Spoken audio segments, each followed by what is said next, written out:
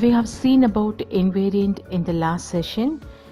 Let me tell you again what is meant by invariant. So the loop invariant condition is about the relationship between the variables, and which is definitely true immediately before and after each iteration of the loop. So it remains the same value even before iterations and after iteration. That is called loop invariant. That means it won't change. Okay, so there is also a property of the variables which remains unchanged by the execution of the loop body, and this is called loop invariant. Let us assume capital L is a loop variant. Then it is true at 4 important points in the algorithm. Number 1, at the start of the loop. Number 2, at the start of each iteration. Number 3, at the end of each iteration. Number 4, at the end of the loop. Let's have an example 8.5. Design an iterative algorithm to compute an algorithm.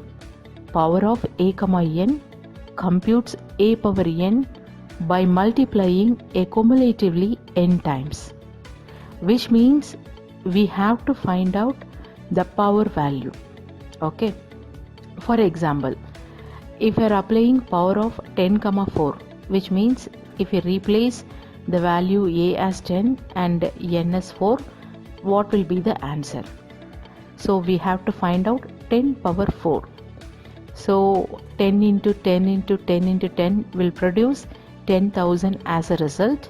So this is how we are getting the power of value. So likewise we can apply many values by replacing a and n. For example, 5 comma 3 will produce 125 and 2 comma 5 will produce 32 as a result. So what is the algorithm of finding a power value here? So the specification. Okay, so the very first line in specification, we have to specify the name of the algorithm, and within the bracket we have to give the corresponding input value. So what is the name of the algorithm here? Power, and within the bracket a comma n. So a and n is a in input. So inputs, hyphen hyphen inputs, I have already told you the meaning of hyphen hyphen, which means command line. So this won't be computable during the execution. Okay, so hyphen hyphen inputs, n is a positive integer, and hyphen hyphen outputs, p equals a power n. So what is the input we are giving here? A and n. So what should be the output we have to get? P equals a power n. Okay, p let's take p as a power value. So let's imagine that p comma I equals 1 comma 0. P means power, I means iteration. So the first value, and we are giving to p as 1, and we are starting with the iteration value as 0.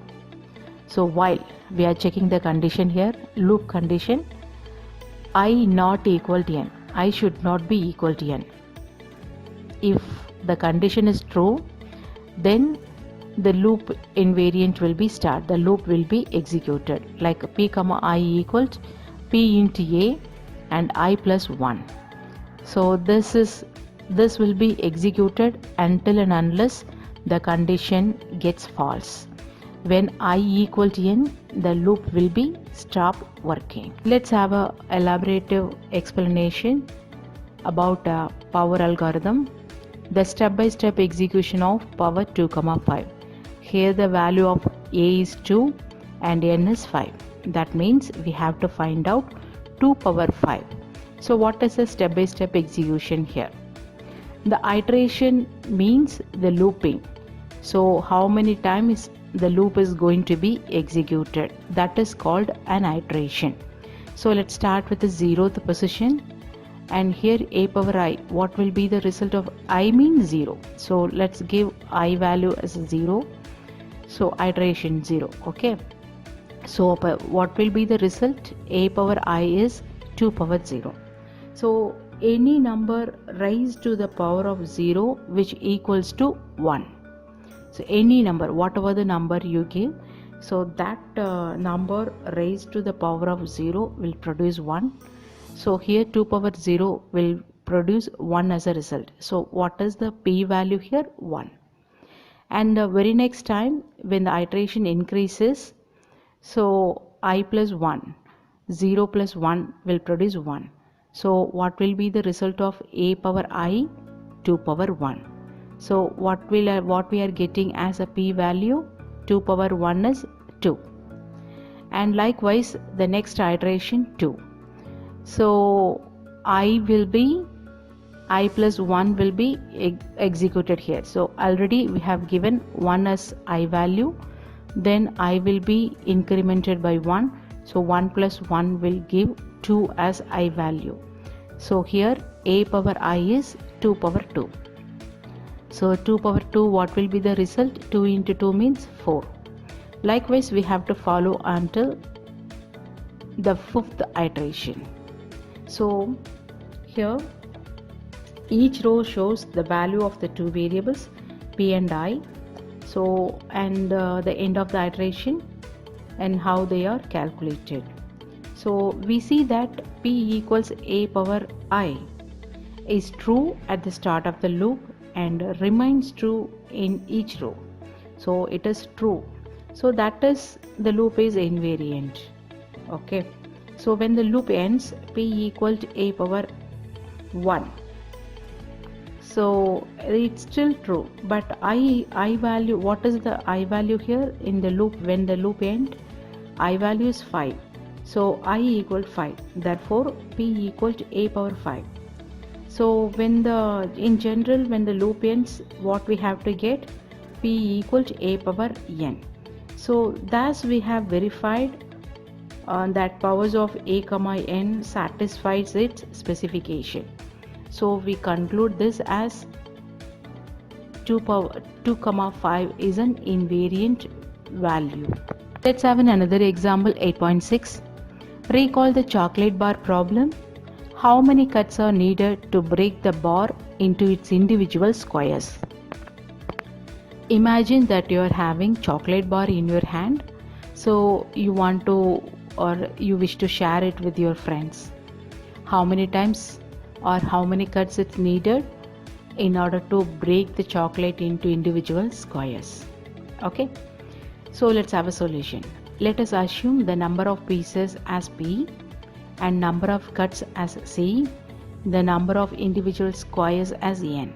Okay, so we model the problem is by an assignment like p comma c equal to p plus 1 and c plus 1. So whenever you try to cut the chocolate, the pieces of chocolate in hand is also increase. So p equal to p plus 1, and the number of cut also increases because first time you are cutting the chocolate, that increases by 1, and the very next time when you try to cut the chocolate, that the cut value will be increases to 2. So whenever you try to cut the square of chocolate, the corresponding pieces of chocolate and cuts increases by 1. So p comma c equal to p plus 1 comma c plus 1. So we start with 1 piece and 0 cuts because initially you are having only one chocolate bar and there is no cut over there. So p equal to 1 and c equal 0. And what is the final point that we have to be check over here is p minus c. We have to find out p minus c is an invariant of the assignment. Okay, so let us assume p minus c equal to k. K is a constant value, and the point in this algorithm where p minus c equal to k is true. Here we are having an algorithm for where p minus c equal to k is true. As I told you earlier, p is a number of pieces and C is the number of cut, and N is the individual square of chocolate bar. Okay, so initially we are having only one piece of chocolate in hand and there is no cut over there. So initially we assume P equal to 1 and C equal to 0. So P comma C equal to 1 comma 0. Let's check the condition whether P minus C equal to K or not. So 1 minus 0 will produce 1. K means any constant value we have to get. Any constant. So it should not be 0. So 1 minus 0 will produce 1. So the condition gets true. So the loop begins while P not equal to N. So the P value should not be equal to N. Then it will be coming to the next step, P comma C equal to P plus 1 comma C plus 1.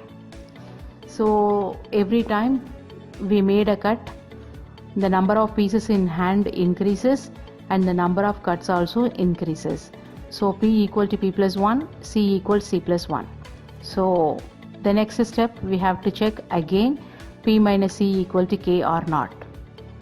Then the loop will be executed until unless the condition gets false.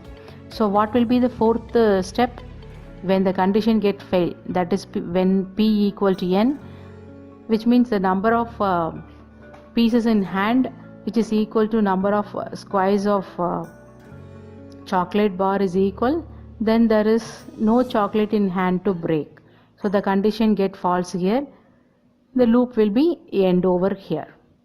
This is the corresponding flow chart for the same. So initially we start with P comma Z equal to 1 comma 0. Then we start the loop. We are checking the condition P minus C equal to K or not. So 1 minus 0 equal to 1. So the condition true. Then the loop will be go on to the diamond shaped condition bar P not equal to N. The condition gets true again. Then it will be go to second start of iteration. Here the number of pieces and cuts will be incremented by 1. So P comma C equal to P plus 1 comma C plus 1. Then the loop will be go on to the first step again. Again it will be check the condition. So this will be go on until unless the condition gets false. When P minus C is not equal to K or when P equal to N, then the condition will be comes to end of the loop. So this is how the chocolate bar problem works out. So here from the start of the loop P minus C equal to 1, and when the process ends the number of cuts is 1 less than the number of squares. So the condition gets true and the algorithm proved here as an invariant value. Let's have another example 8.7. Here is the question. There are 6 equally spaced trees. Okay, 6 trees and equally spaced, and 6 sparrows sitting on these trees. 6 sparrows sitting on these trees, one on each tree. Okay, so if a sparrow flies from one tree to another, then at the same time another sparrow flies from its tree to some other tree, the same distance but in the opposite direction. So here the question is it possible for all the sparrow together on one tree? So we are going to be check with the algorithm. Let's have a solution here. Let us index the trees from 1 to 6 because there are 6 trees.